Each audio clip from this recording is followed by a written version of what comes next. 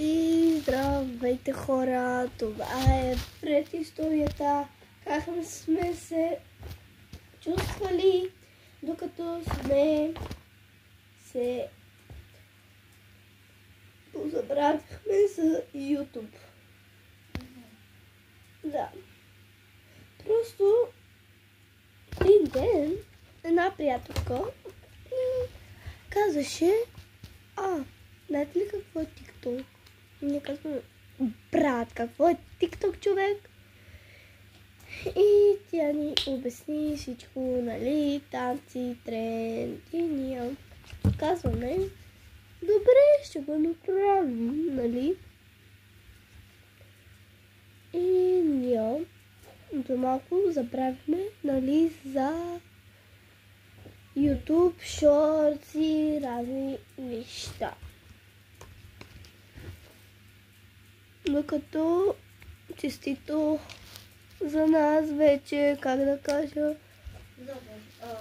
завършване в YouTube.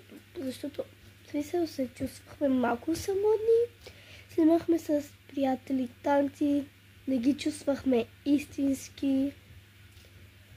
Защото просто ни липсваше YouTube, но сме напреднали в TikTok доста.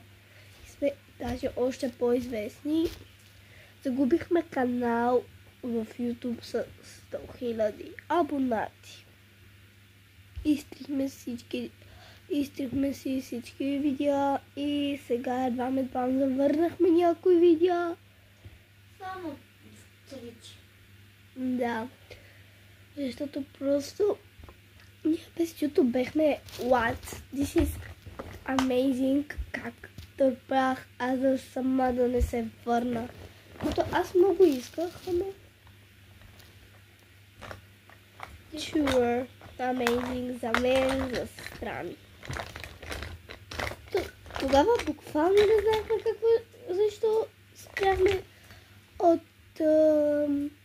как да кажа, от канала в YouTube. Но не като истинските българи, просто да снимаме шорт.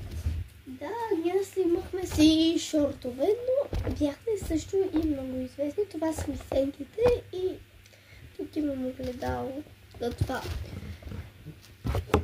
Така. И аз се чувствах като някаква самотна човек. Представяш ли да се чувстваш самотно? Не знам. Просто отивайте в втора част, бързо. Отивайте хора във втора част. Чао!